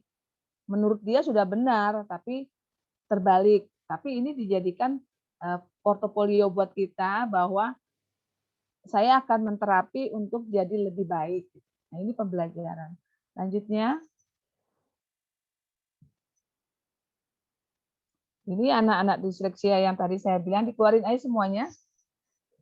Tadi saya sudah jelaskan, kesulitan belajar atau disleksia, disgrafia, kesulitan dalam menulis, diskalkulia, kesulitan dalam belajar menerapkan pemahaman konsep matematika, dispasia, kesulitan dalam berbahasa atau berbicara. Anak-anak disleksia, disgrafia, diskalkulia, dispasia itu mereka harus apa? Itu terapi. Harus diajak terapi di mana dia bisa memahami mana yang menurut sesungguhnya di dalam ketika dia belajar membaca. Ada anak sudah bisa baca, tetapi ketika dia tuangkan ke dalam tulisan, anak ini mengalami disorder. Sebentar, ini kayaknya baterainya laptopnya sudah mulai. Nah, jadi seperti itu. Jadi anak-anak yang, kalau di Skalkulia, saya pernah punya klien namanya Dimas. Saya nggak ngerti dia itu cara dia berhitung seperti apa. Anak ini jago di dalam matematika. Autis anaknya. Autis, tapi dia tidak mau bicara, jadi mengalami dispasia. Jadi autis itu lengkap ya. Dia bisa baca, ada. Dia bisa menulis, ada. Tapi ketika dia berbicara, dia tidak bisa. Dimas contohnya. Jadi saya ajak dia ke bank. Di bank itu saya sudah bawa 3 kertas dan isinya itu matematika semua. Jadi ketika saya antri, saya lagi urusan dengan teller, dia saya dudukin di meja manajer bank Mandiri karena saya kenal, jadi saya dudukin, saya kasih kertas, lalu dia berhitung. Berhitungnya itu dia tidak ada ucapan 1, 2, enggak ada. tapi dia ngelihatin matanya si manajernya. Saya bilang, Pak manajer jangan kemana-mana ya, temenin Dimas. Jadi Pak manajernya itu ngeliatin Dimas berhitung, terus Dimas tahu ada isinya. Terus kalau dia mau ngitung-ngitung lagi, terus ngeliat lagi ke manajernya, tahu dapat hasilnya. Saya juga kalau lagi Dimas belajar dengan saya kasih soal matematika, saya nunduk kan, pernah saya nunduk. Ya udah Dimas kerjain ya, Bunda mau tidur dulu. Saya gini, itu jidat saya diangkat sama dia, disuruh ngeliatin Dimas. Bunda ngantuk, udah Dimas nulis aja. Bunda tidur dulu. Saya ditarik di kepala saya didorong-dorong. Jadi saya diem begini, itu hasilnya selesai. 3 lembar pun matematika beres. Jadi saya berpikir gini, ada apa dengan wajah orang itu ya? Dimas kok kalau mau ngitung lihat muka orang, apa ini kalkulator? Saya gitu jadinya berpikirnya. Pernah saya gini, ini kali ya kalkulator muka saya ini pengurangan, ini tambah kali, ini dibagi atau gimana ya? Saya bilang. Jadi mamanya nggak tahu ya Bu Zara, Tuhan itu kalau kasih anak saya lucu ya, bikin saya ketawa sama papahnya, tapi kadang bikin saya sedih. Tapi saya bangga, Dimas kok jago banget matematikanya. Cara dia berhitungnya tuh harus ada muka siapalah di depannya. Nah, inilah autis itu unik sekali. Oke, lanjut lagi. Oke, Bun, sebentar lagi kita sesi tanya jawab ya, Bun. Oke, ya. Nah, saya baru mau nanya ini, saya udah ngoceh terus nih. Nggak ada cut-nya. Oke, ABK adalah anak berkebutuhan khusus. Lanjut lagi. Biar kita cepat. Anak-anak ABK ini adalah anak yang membutuhkan pelayanan secara khusus. Penanganannya juga khusus. Lanjut. Pelayanan khusus itu tersebut dapat bentuk pertolongan secara medik, latihan-latihan, terapi, maupun program pendidikan khusus yang bertujuan untuk membantu mereka mengurangi keterbatasannya dalam hidup bermasyarakat. Pelayanan khusus perlu ada. Oke, lanjutnya. Peran orang tua sangatlah penting. Yang pertama, orang tua konsultasi dulu kepada ahlinya. Diceritakan, dibuat portofolio ceritanya dari usia ke berapa, apa yang permasalahannya itu harus dijelaskan di dalam tulisan, lalu ketika anak itu sekolah, ceritakan, harus jujur kepada guru, terapis atau dokter bahwa anak saya mengalami seperti ini dan waktunya untuk dia sekolah sosialisasi. Itu butuh karena guru harus tahu, terapis harus tahu, dokter juga harus tahu apa gejalanya. Lanjutnya. Tahap yang kedua, orang tua harus menjelaskan kepada lingkungan rumah bahwa saya punya anak autis, jadi minta tolong dibantu di rumah, mbaknya jangan kasih makan sembarangan lagi, tidak boleh makan sembarangan, minum yang manis-manis, diceritakan supaya isi rumah jadi satu tim yang baik untuk mengkondisikan anak tersebut untuk menjadi lebih baik. Makannya, nutrisinya, pemahaman dia di lingkungan rumah atau di luar rumah. Jadi harus satu persepsi, satu tim. Tidak boleh ayahnya maunya, udahlah kasihan kasih roti aja. Ibunya jangan, tidak boleh. Itu harus sama-sama. Nggak kasih roti ya nggak kasih roti. Ini Indomie bukan makanan Dimas, ini punya mama. Dimas makannya itu keripik singkong, keripik ubi, keripik pisang, rengginang, kue apa? Kue satu atau kue sagu. Tapi bukan nastar, itu nastar negara gitu. Jadi makanan itu sudah luar biasa, bikin sendiri. Kacang kedelai. Hari ini makan telur, besok tidak. Besok hari ini telur, besok ayam, besok daging, ulang lagi. Telur. Jadi tidak boleh daging, telur lagi, daging lagi itu tidak boleh, harus ganti-gantian. Oke, lanjutnya. Cara penanganan ada nanti terapi behavior terapi, applied behavior analysis atau ABA. Lanjutnya ada terapi wicara, ada juga nanti okupasi, latihan menulis, ada sensori integrasi, latihan motorik kasar, terapi sosial, jadi dia belajar untuk di lingkungan luar, ada floor time atau bermain, visual, mendengarkan, dia di dalam ruangan ada bunyi tok tok tok, oh itu tukang bakso, tak teng teng teng, oh tukang es. Leilala. Anak autis biasanya gini, hafal dengan tinenon, tunenot, dia langsung Ekim, Ekim, Ekim. Karena sering lewat, di rumahnya sering lewat. Nah inilah, kalau kita punya anak kecil, isengin aja. Apa tuh? Oh bakso. Tok tok tok. Bakso. Diajarkan secara visual auditorinya itu harus sering dimainkan. Jadi kalau punya anak kecil, jangan dikasih HP terus. Kita harus bawel. Jatuhin kaleng, kaget. Ih kaget ya. Kaget ya, maaf ya. Nggak apa-apa sekali-sekali. Jadi jangan sering-sering dikagetin. Nanti jantungnya juga nggak bagus. Jadi kita harus jadi orang tua, jadi guru, jadi teman, luar biasa di sini. Pembelajaran ini apa aja? Nanti yang ini akan ditampilkan buat belajar terapi untuk anak-anak yang berkebutuhan khusus tadi. Oke, lanjutnya.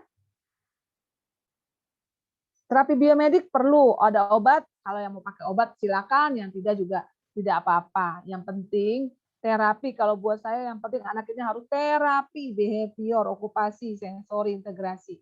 Biomedik itu obat, hanya ditelan, lalu produksi sendiri, tapi tidak membentuk. Kalau saya jarang sekali untuk harus obat, tapi yang harus terapi aja.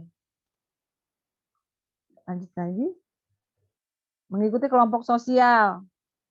Orang tuanya harus aktif, lihat ide-ide, harus banyak berteman supaya orang tua itu tidak terpuruk, tidak sedih. Orang tua itu biasanya ketika anak itu divonis autis, dia bingung autis apa, penanganannya bagaimana, di mana tempatnya, berapa biayanya, itu yang harus yang dipikirkan itu. Akhirnya dia malu, minder, itu tidak boleh. Harus dibuka, harus dijelaskan, harus diinfokan bahwa kita harus sama-sama bekerja keras untuk membangun anak-anak ini menjadi lebih mandiri. Karena banyak kok, pasien saya banyak yang sudah kuliah ada di pariwisata. Jadi yang penting nurut sekali orang tuanya bahwa anak ini nanti suatu saat bisa. Oke, lanjut. Ini tempat saya. Jadi ini macam-macam anak-anaknya. Ada anak kesusahan belajar, anak Down syndrome, itu kumpul semua. Dan mereka adalah orang-orang anak-anak yang rata-rata secara ekonominya baik-baik. Saya juga nggak ngerti ekonominya rata-rata kok baik-baik. Ibunya karirnya bagus-bagus, ayahnya juga gitu, kebanyakan anak dokter juga, semuanya. Dan mereka itu diberikan julukan anak istimewa. Orang tua yang istimewa diberikanlah anak istimewa, lalu ada guru istimewa. Nah inilah bentuk di mana beberapa anak ABK. Ini terapi saya kebetulan psikologi semua. Dari psikologi semua ini. Saya lanjut lagi. Oh, lupa. Ini dia. Ini keluarga besar saya. Oke, mungkin itu saja yang bisa saya paparkan. Ada tanya jawab, silakan dibuka Siap, sesinya. Ya. Oke, terima kasih kepada Bunda Zahra. Oke, langsung saja untuk Sobat Latansa yang ingin bertanya bisa langsung chat di kolom komentar ya. Di sini ada beberapa pertanyaan yang masuk nih, Bun. Ya, silakan. Yang pertama, sikap atau sifat sabar itu bisa dilatih tidak sih, Bun? Harus sifat sabar dan sifat sabar itu memang kita harus bisa latih. Yang pertama kita untuk bersabar apa sih? Istighfar ya. Kan pasti sudah jago semua deh di kampus Latanza ini. Latanza Mansyiro ini luar biasa kalau untuk terapi apa namanya kolbu ya. Kita itu manusia itu ada batasnya sabar katanya. Kalau bisa sih kita nggak adalah batasnya. Oh nanti ini ada titik sabarnya nih Mbak, besok marah. Kalau kita memang sudah ikhlas dengan kata ikhlas, belajar untuk bersabar, itu akan indah di hati. Saya pun tidak ada manusia ini yang hatinya itu apa ya, tidak ada rasa dengki, iri, itu pasti itu ada. Tetapi itu kita berusaha untuk jauhkanlah rasa iri, dengki, jauhkanlah rasa cemburu, kuatkanlah keimanan, segala macam itu doa. Sabar, anak saya tidak sabar untuk melatih anak autis karena saya ajak dia bekerja, dia tidak sabar karena apa? Anaknya gampang nangis anak saya.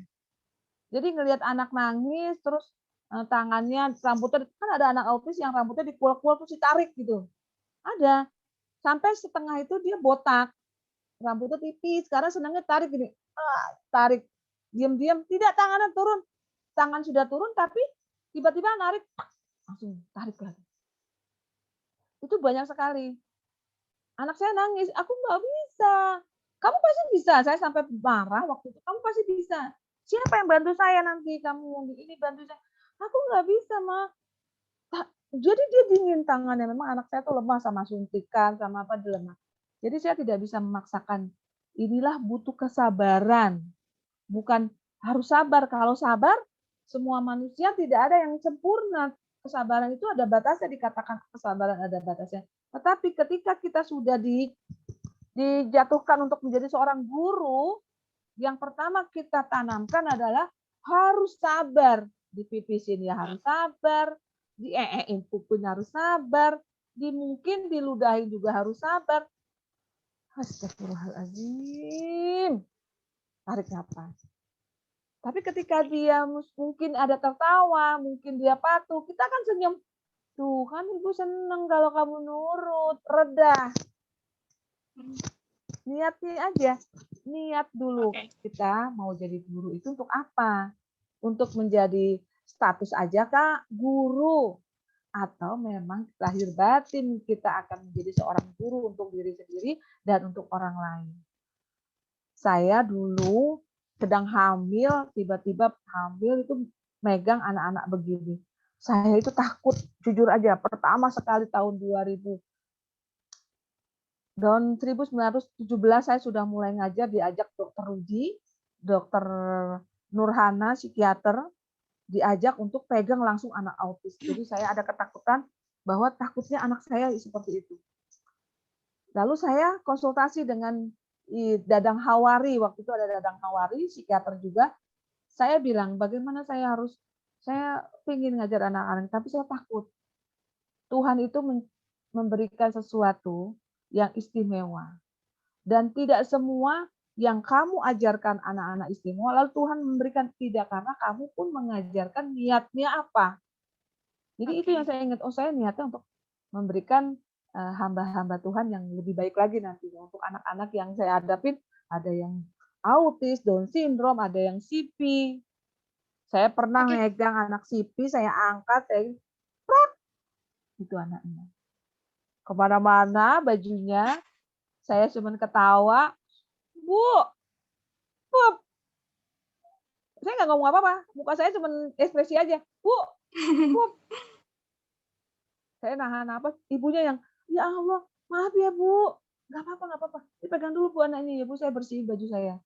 Di kamar mandi, disemprot aja udah resiko. Kalau sudah merasakan itu akan indah dan enak sekali nantinya. Kesabaran itu akan, aku harus seperti ini. Jadi sabar itu ya Bun ya. Iya, sabar itu dari diri sendiri, bukan saya yang ngajarin. Saya sih cuma bilang motivasi sabar ya.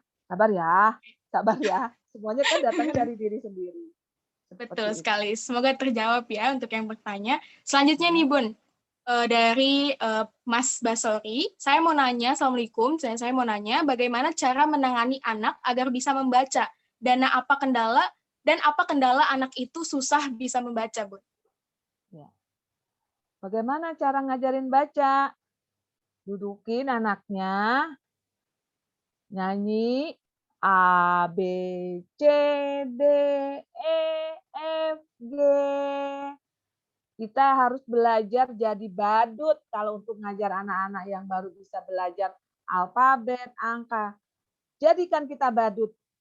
Sehingga orang itu tertarik, anak itu ketawa.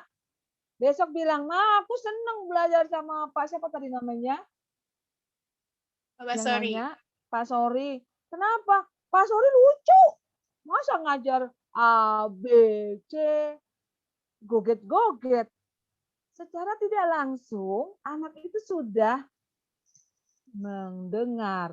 Listeningnya sudah bagus, dia sudah paham bahwa ada lagu A, B, C, walaupun baru didengar mungkin. Tapi dia sudah menerima pesan yang disampaikan A, B, C, walaupun belum terlihat huruf A-nya kayak apa, B-nya kayak apa. Jadi badut dulu bikin dia senang. Nah besoknya, ayo kita nyanyi lagi. Sekarang pakai hurufnya. Sebentar ya, saya sambil bawa kartu karena Oke. Sangat luar biasa sekali ya, Bunda Zahra ini. Kita tunggu sebentar.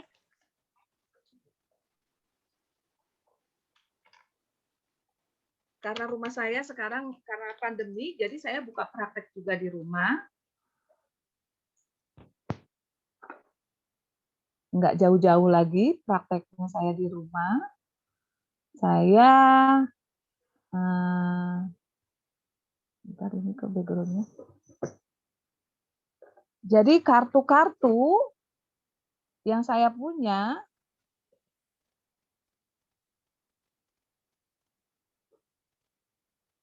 ini kenapa ini begini ya? Oh iya. Ini media saya.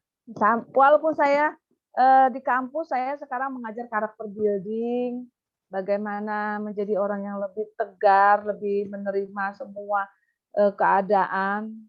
Media saya di rumah itu banyak untuk menerima klien-klien yang teman-teman ada yang, Ra, anakku kok sekarang susah banget bacanya sih.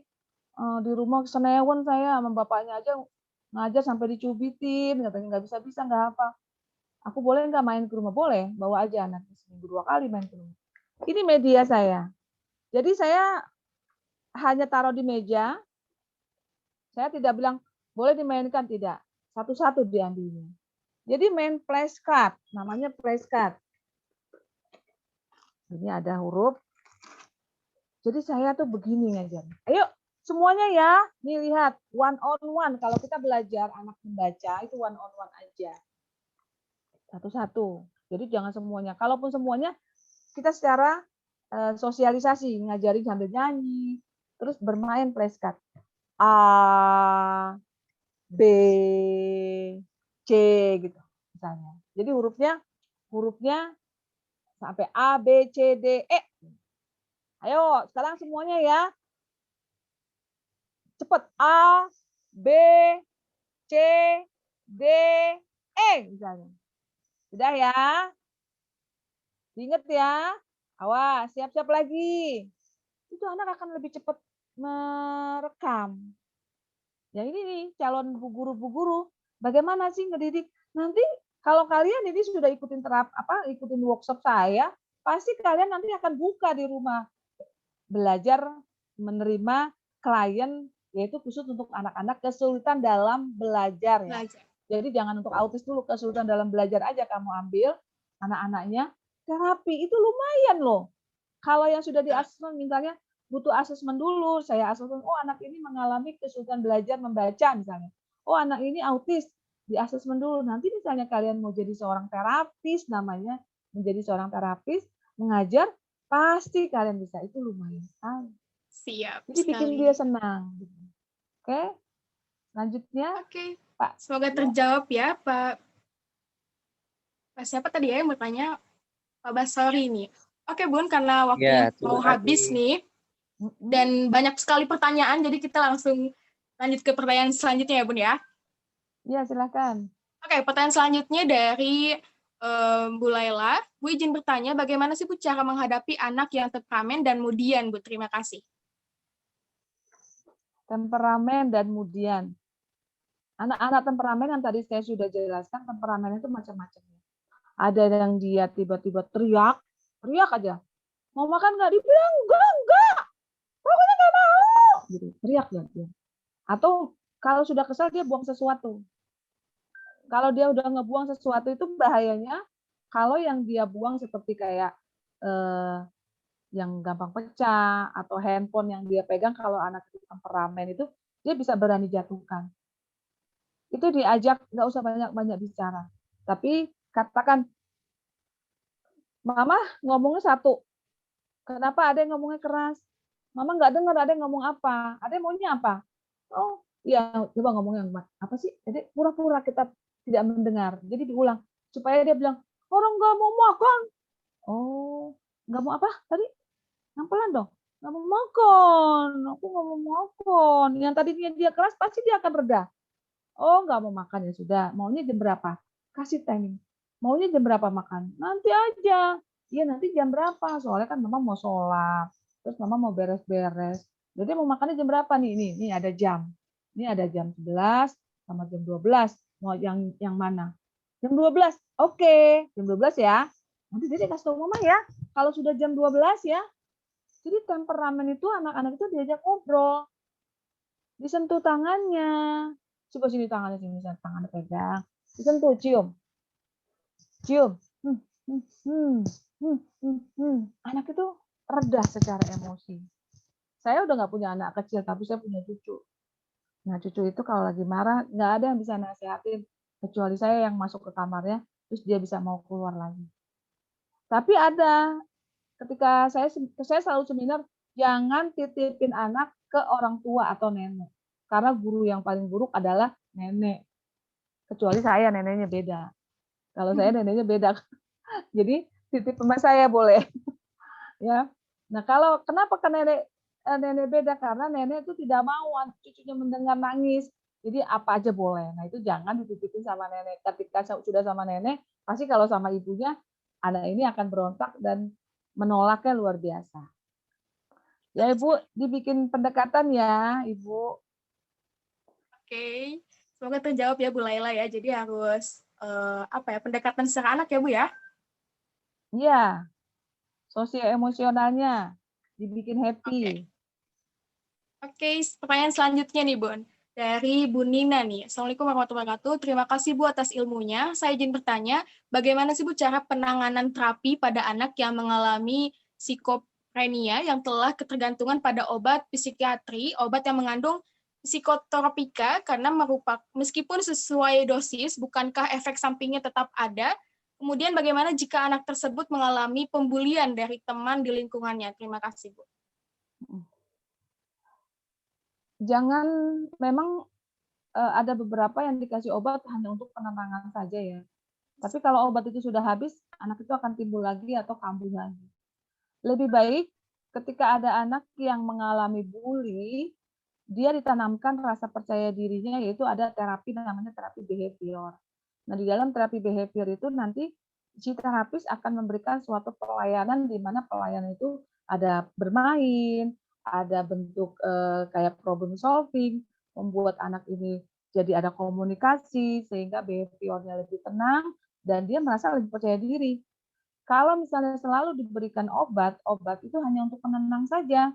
Seperti orang-orang yang skizofrenia itu kan karena obat ya, dia tenang. Tapi setelah obat dia akan ngamuk lagi.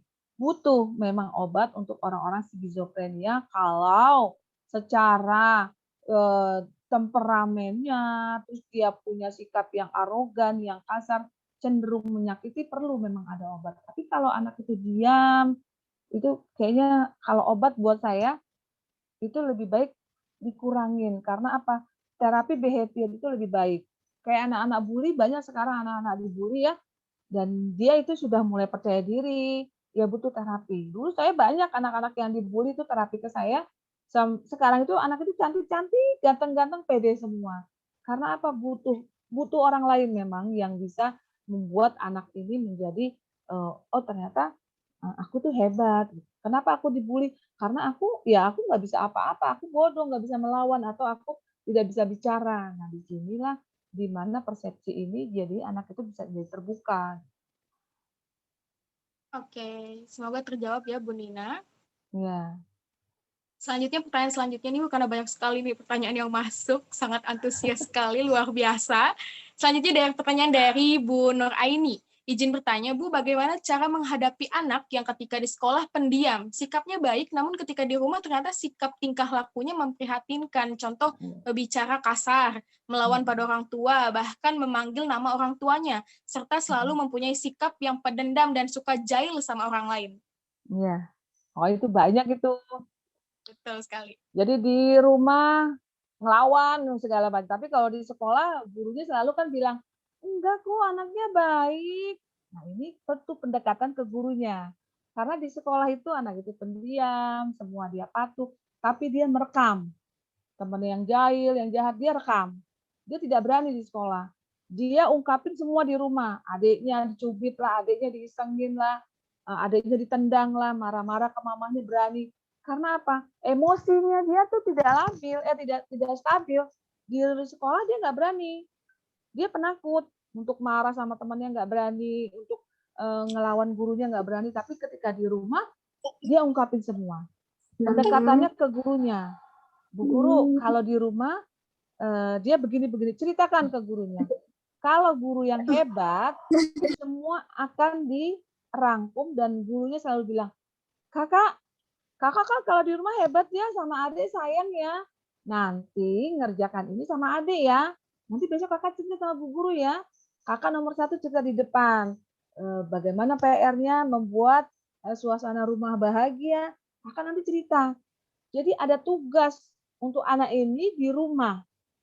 Besok anak ini harus cerita lagi di sekolah. Itu kan suatu beban buat dia. Sementara dia harus bersikap baik di rumah karena bu guru, pokoknya bu guru mau lihat kakak hebat. Kakak aja di sekolah hebat, teman-temannya banyak. Bu guru aja senang tugasnya selesai semua. Ini tugasnya bikin cerita, bagaimana makan bersama dengan keluarga. Nanti kakak ajak adik, ajak ayah ya. Terus bahasanya bagaimana, ngomongnya apa aja ya. Nanti anaknya nggak ngomong iya, paling iya. Bisa kak? Bisa. Paling gitu dia. Besok tanyakan lagi. Mah, tadi saya ada tugas ini. Mama nggak usah ngomong apa-apa. Nanti pantau aja. Jadi mamanya juga di rumah nggak boleh rewel. Nggak boleh, kak ada tugas ya? Ayo kak ada tugas sama bu guru nih. Suruh begini nih kakak nih. Nggak perlu. Kasih tanggung jawab. Katakan kakak ada tugas ya? Ya udah mama percaya kakak kan hebat. Udah gitu aja. Pujian kakak tuh hebat. Oke. Itu yang harus ditanamkan buat si mama. Nah, gitu. Kakak itu hebat.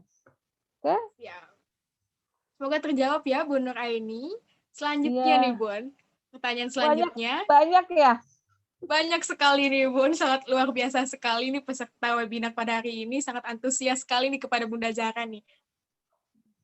Pertanyaan selanjutnya dari Bu Ila, Mas Turiah, izin bertanya, bagaimana caranya menghadapi anak yang pemalu, mau sekolah, mau belajar, harus didampingi orang tua, padahal sekolah udah hampir 1 tahun. Mohon penjelasannya, Bu, seperti itu. Sekolah 1 tahun tapi masih ditemenin. Jauh kelamaan, Bu. Kalau buat saya gurunya udah marahin itu orang tuanya. Nggak boleh lama di dalam, karena kita tidak menanamkan. Pasti ketika ditemenin, kitanya ngoceh terus. Jadi kalau mau temenin, namanya shadow teacher itu hanya menjembatani ketika dia mulai melakukan aktivitas akademik. Menjembatani, bukan melindungi dan membantu sepenuhnya, bukan.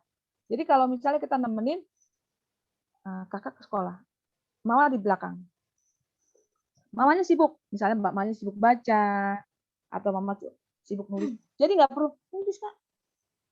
Itu tuh, lu dengerin bu guru tuh. Dengerin bu guru tuh. Nggak perlu kita jadi shadow begitu. Terus kalau dia nengok, kita pura-pura nggak lihat. Dia manggil-manggil, kita pura-pura nggak lihat. Baca aja, pura-pura baca. Jadi kenapa dia masih begitu? Karena mungkin dilayani di dalam. Bukunya dirapiinnya dibantuin, nulisnya mungkin dibantuin. Serba dibantuin, jadi dia tidak mandiri. Nah, kemandirian itu ibu gurunya yang kita deketin. Kalau guru yang hebat, misalnya ada satu sekolahnya 20, gurunya 2, salah satu harus bisa menghandle anak ini, bagaimana dia bisa menjadi lebih pede. Gurunya yang harus bisa maju. Misalnya pujian, taktil, obrolan kecil, ajakan main, ditepuk tangan. Tepuk tangan nih buat Nabila, Nabila hebat sekarang, kerjakan ditepuk tangan.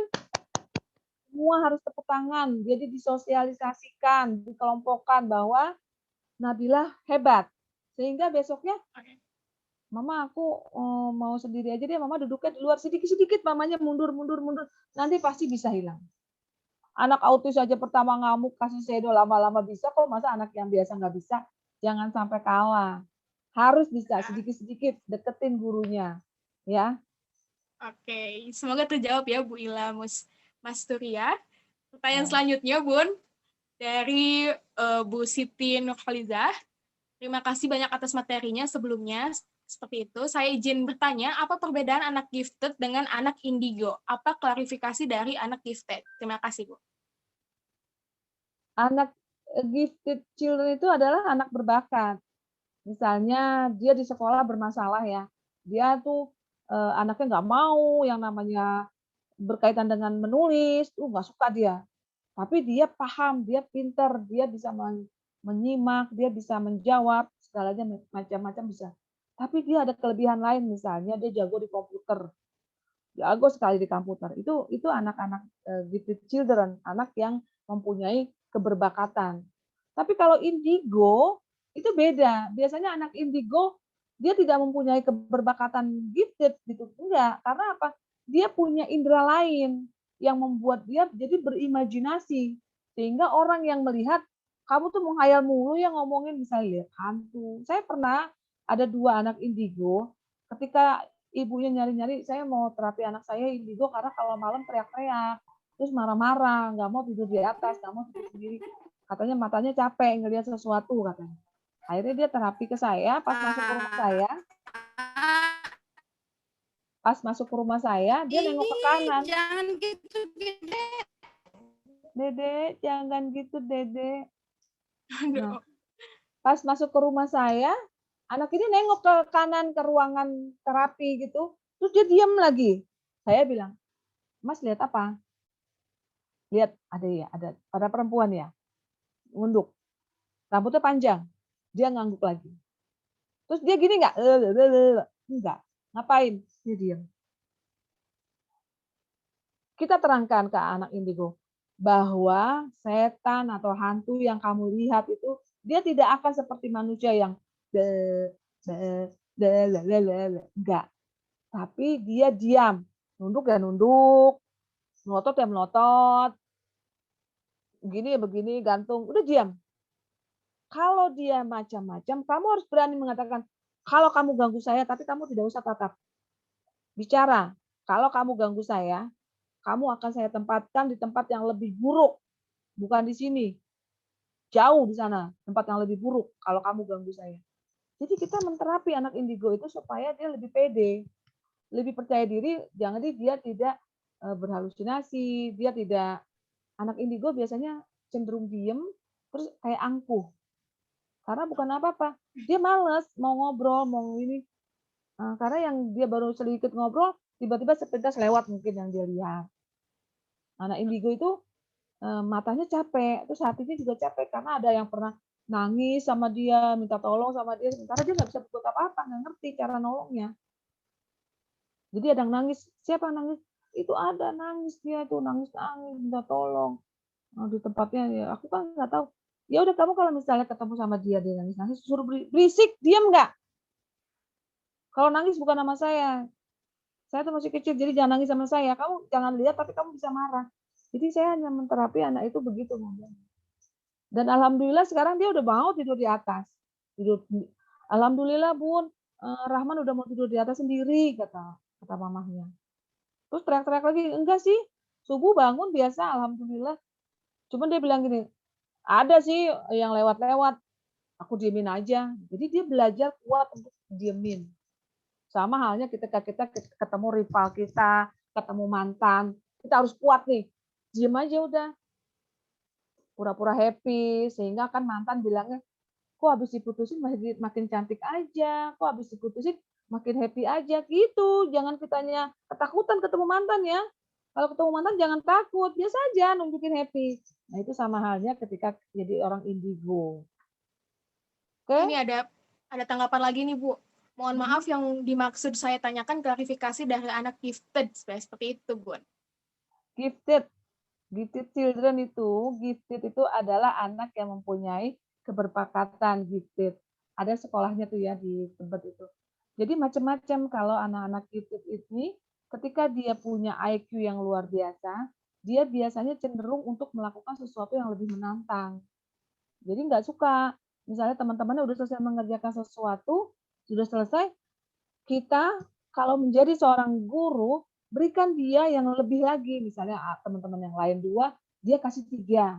Atau dijadikan leader sehingga dia bisa menjadikan mensosialisasikan ke teman-temannya jadi ketua kelas, memberikan presentasi duluan, atau dijadikan kesabarannya, dilatih kesabaran untuk jadi orang yang ketiga ketika dia mau presentasi. Karena anak gifted ini biasanya ketika dia berbicara, dia cenderung lebih tinggi pembahasannya. Ketemu anak-anak yang biasa aja, dia biasanya suka mengabaikan. Gitu. Jadi kalau anak-anak gifted, berikan dia sesuatu kegiatan yang lebih menantang. Oke, baik. Semoga terjawab ya, Bu Siti Nurhaliza. Kayaknya nggak bisa banyak-banyak ya, saya juga mesti jawab lagi. Oke, langsung di closing statement saja Bunda dan Bunda Zahra. Boleh. Oke. Silakan. Mau dikasih apa nih, wejangan-wejangan? Boleh, Bun. Terakhir nih, Bun. Kalau seandainya suatu saat kalian untuk menjadi seorang guru, totalitas menjadi guru itu seperti apa? Guru, dosen, ustazah, atau apapun bentuknya, jadilah totalitas di situ. Kita bisa menjadikan orang yang tidak sempurna menjadi sempurna, yang tadinya tidak bisa menjadi bisa. Apalagi ketika kita bertemu dengan anak-anak berkebutuhan khusus, yang dulunya menangis ketika masuk, ada kita, ada saya misalnya, mengajar kalian, membuat dia tuh happy, tidak menangis, bisa melakukan sesuatu perintah, bisa melakukan sesuatu di lingkungan, mengikuti kegiatan dengan percaya diri, itu perubahan. Sedikit tapi bisa berubah. Nah, itu. Mungkin itu saja. Totalitas untuk menjadi seorang pendidik, ibu, dan menjadi seorang terapis. Gitu. Oke, baik. Terima kasih banyak Bunda Zahra atas waktunya berbagi, belajar bersama kami. Terima kasih banyak Bunda Zahra. Sukses selalu untuk Bunda, dan terima kasih pula untuk Sobat Latansa yang bergabung pada Zoom meeting hari ini. Dan saya infokan kembali bahwa nanti siang pun ada webinar kembali nih, dan Sobat Latansa harus hadir juga di webinar selanjutnya di jam 1 siang nanti. Dan terima kasih banyak pula untuk yang sudah bertanya, antusias sekali, luar biasa sekali. Dan nanti siang ini kita akan belajar bersama Bu Megan Dasari, itu kita akan membuat bagaimana sih caranya membuat media pembelajaran efektif dengan animasi Powtoon ya. Jadi itu Sobat Latansa yang hari ini bergabung, harus bergabung juga di webinar jam 1 siang nanti. Oke, terima kasih bersama banyak. Dulu yuk. Boleh, kita foto bersama dulu, ayo. Boleh. Untuk seluruh Sobat Latansa bisa langsung di on videonya, kita foto bersama terlebih dahulu bersama narasumber kita. Silakan yang belum membuka videonya bisa langsung dibuka. Luar biasa sekali nih ya. Bunda Sarah, terima kasih. Maaf merepotkan. Iya, Prof. Apa kabar? Sehat Siap. selalu. Alhamdulillah. Baru dari toko sebelah nih Bu rapat dosen. Luar biasa sekali. Siap. Bunda Ruri bisa dibantu screenshot-nya? Iya, Bun. Atau saya aja? Oke, boleh. Hitung ya, dari 3 ya. 1, 2, 3. Siapa? Ayo, siapa? Boleh siapa aja, Pak. Fotografernya. Bunda Ruri suaranya di-mute. Sudah ada yang kirim di grup asik. Oh, siap. Oke, terima Terima kasih banyak Bunda Zahra, terima kasih banyak seluruhnya Bunda Ruri, Pak Yulikus yang sudah menemani saya hari ini. Terima kasih banyak untuk Sobat Atansa, jangan bosan-bosan ketemu Terima saya. kasih, Saya sama-sama. Pak saya Dini Yuli, saya Melasari. pamit ya. Terima kasih banyak Bunda Zahra. Ya. Saya Dini Melasari, selaku MC mohon maaf. Warahmatullahi wabarakatuh. Waalaikumsalam warahmatullahi wabarakatuh. Saya selaku MC mohon maaf bila ada salah kata dan perbuatan. Saya pamit undur diri. Wassalamualaikum warahmatullahi wabarakatuh. Sampai jumpa di webinar nanti jam 1. Waalaikumsalam warahmatullahi wabarakatuh.